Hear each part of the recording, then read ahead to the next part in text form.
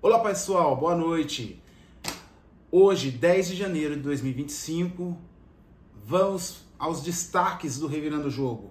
Copa São Paulo de Futebol Júnior, muitas informações, mercado da bola e alguns detalhes do futebol brasileiro. Eu sou Bruno Albesu e esse é o Revirando o Jogo.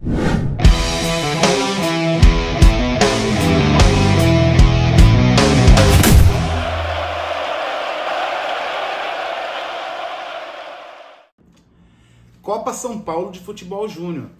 Hoje tivemos alguns resultados. O São Paulo está jogando agora, nesse momento, com o 15 de Jaú, está empatando. Dessa forma, a classificação do grupo do São Paulo ficaria com o São Paulo em primeiro, com 7 pontos, e o 15 de Jaú também com 7 pontos, porém a diferença ali é o saldo de gols, né? Portuguesa hoje jogou com o América lá do time do Romário, que só aceita jogadores com chuteira preta, tá? Não pode ser colorida, não pode ser na pegada de ursinho carinhoso, esse negócio assim, muito arco-íris, essas coisas. O América perdeu, a chuteira preta não mudou nada, tá? Então, só para passar para vocês, Portuguesa ganhou do América por 3-1. Classificação, Portuguesa com 7 pontos, o América com 6 pontos.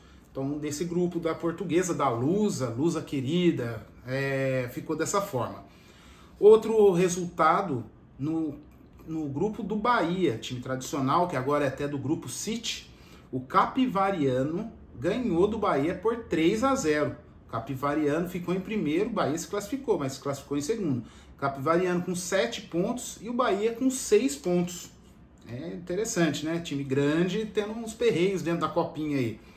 Falando de time grande, e o Corinthians? Corinthians jogou hoje, tudo bem, jogou com os reservas, né? Enfim, mas jogou contra o Santo André, dentro da casa do Santo André. Santo André não tomou conhecimento, meteu 2-0 no Corinthians. Classificação aí, Corinthians conseguiu se classificar, porém ficou em segundo. Fazia 22 anos que o Corinthians não perdia um jogo na primeira fase da Copinha. E perdeu hoje, chegou o dia. E então ficou o Santo André em primeiro, com 9 pontos, e o Corinthians com 6 pontos.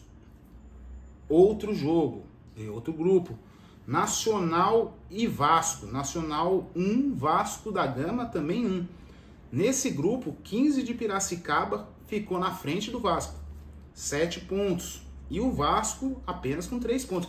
O Vasco fez uma campanha maravilhosa, né? 3 empates. Imagina só, se classificar sem perder, mas também sem ganhar. Maravilha o Vasco, né? Pelo jeito vai longe na copinha. Tomara que eu não esteja gorando o Vasco. E aqui para nós, taubatianos, temos aqui a situação do nosso querido burrinho da Central. Entrou hoje.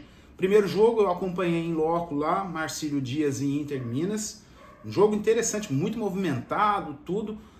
Inter de Minas não classificou, ficou em último, mas eu digo que eu acredito que foi o segundo melhor time do grupo. Porque perdeu assim por tão pouco para o Goiás e para o Marcílio Dias empatou hoje. Para o Taubaté também foi bem na casca, mas ficou em último. Moral da história, Taubaté jogou hoje contra o Goiás, fez 1 gol apenas e o Goiás fez 2. Dessa forma, o Taubaté dá adeus aí à copinha. Inclusive, eu vou colocar agora no ar a entrevista que eu fiz com o meu amigo Pedro Luiz, que a gente fez lá direto, para revirar um pouquinho o jogo. Ele dá alguns palpites, algumas ideias de como foi o jogo, enfim.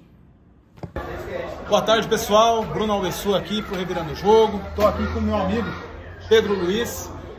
Me ensina muito, me ensinou muito aí. Tem muita coisa para aprender com ele. Pedro, acabou o jogo aqui do Taubaté, né? E infelizmente o resultado não foi o que a gente esperava, o que a gente gostaria, na verdade. Mas era até, eu acho que um pouco esperado também, né, Pedro? Bom, primeiro que é difícil você decidir vaga contra o time grande do grupo, né? Era o Goiás, poderia ser o Bahia, poderia ser o Corinthians, poderia ser o Flamengo.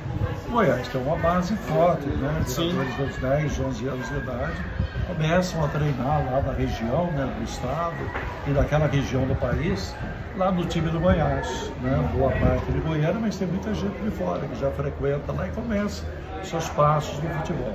Na verdade, hoje você não começa a jogar futebol com 17 anos de idade. né, jogar futebol com 10 anos de idade. O Taubaté não tem essa condição. E o Taubaté, na verdade, monta um time, né, de base com jogadores de fora.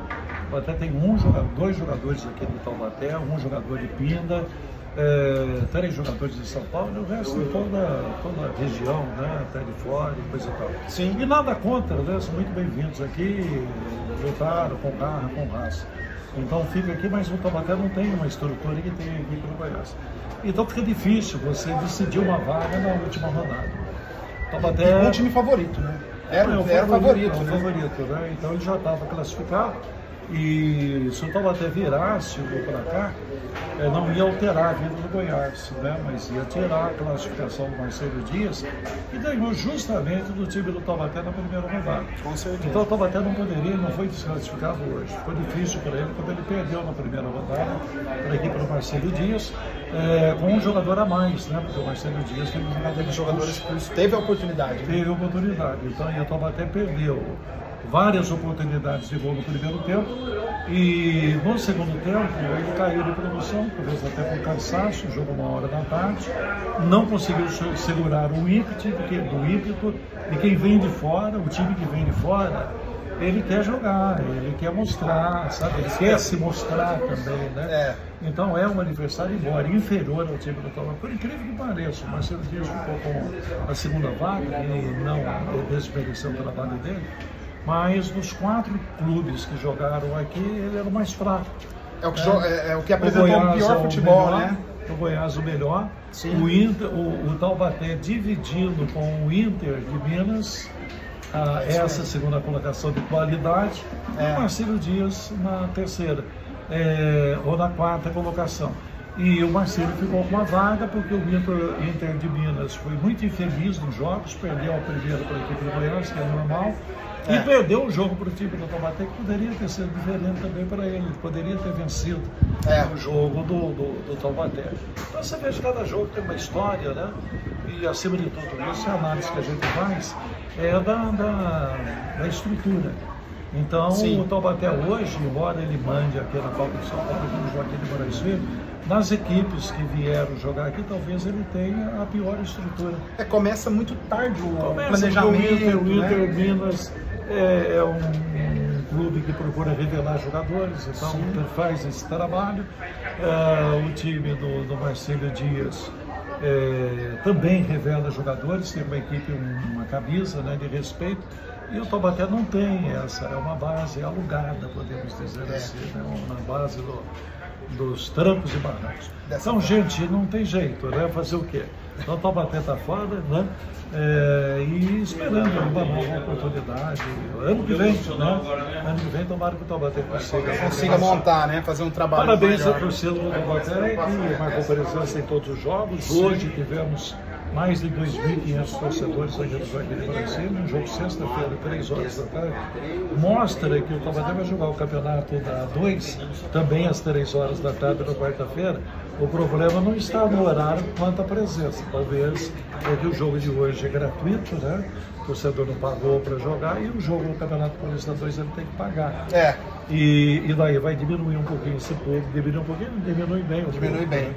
Mas está aí, né? Um prazer falar com você. Um grande abraço, viu, Bruno? Obrigado, Pedro. Siga o seu aprendizado, tem muito que mostrar aí. É um cara que tem muita força de vontade, tem conhecimento, tem facilidade para expor suas ideias, né? O seu raciocínio, isso é importante na nossa área. Sim. Parabéns, muito obrigado. Tá bom? Eu que agradeço, Pedro, pelo carinho, pela recepção abraço sempre. A todos.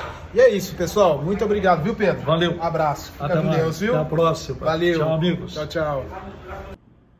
Mercado da Bola. Mercado da Bola, hoje acabou a novela lá com o Flamengo e o Cruzeiro. Fabrício Bruno, enfim, fechou com o Cruzeiro e tá viajando para os Estados Unidos para encontrar o grupo do Cruzeiro, para disputar lá aqueles amistosos que o povo faz, Florida Cup, essas coisas. Então, o Fabrício Bruno tá indo para os Estados Unidos para encontrar com a equipe do Cruzeiro lá, fazer apresentação, enfim, toda essa parafernália que acontece, né? E então o Fabrício Bruno fechou, novo zagueiro aí do Cruzeiro, o Cruzeiro realmente vindo muito forte pro mercado aí, buscando contratações bem pontuais, né? O Bahia também encaminhou a contratação de um jogador importante, que assim, não teve tanta estrela lá fora, porém sempre fazia os seus gols no Campeonato Espanhol, enfim. O atacante William José tem 33 anos, tem ainda, acredito eu, na minha visão, uma boa categoria e tem lenha para queimar ainda. O Flamengo fechou com o Juninho, um atacante que estava jogando lá no futebol do Azerbaijão. O Felipe Luiz enxergou alguma coisa nele lá e achou esse jogador. Não sei, eu ainda não vi ao certo como que é esse jogador, se joga muito bem, enfim, mas fechou com o Juninho, primeira contratação do Flamengo.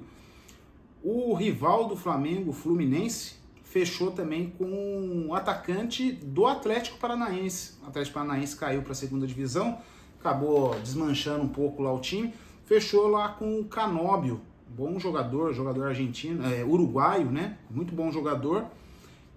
Temos também o Palmeiras. Palmeiras fez a renovação com a Aníbal Moreno, jogador importante para o clube.